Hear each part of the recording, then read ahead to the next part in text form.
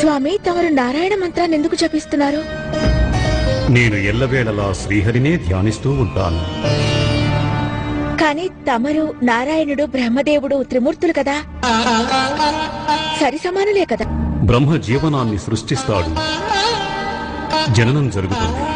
విష్ణు ఆ జీవనాన్ని పరిపాలిస్తాడు. నేను లయం చేస్తాను, అంటే మృత్యువు ప్రసాదిస్తాను. ఏదైనా సంఘటన సంభవిస్తున్నప్పుడు దాని గురించి సంపూర్ణంగా తెలియటం సాధ్యపడదు.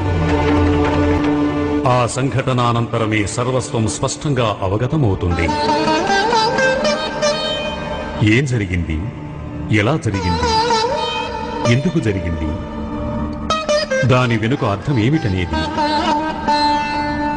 అంటే బ్రహ్మదేవుడు సృష్టికి అధిపతి అయినప్పటికీ సృష్టిని పాలించలేడు. తనకి మృత్యువు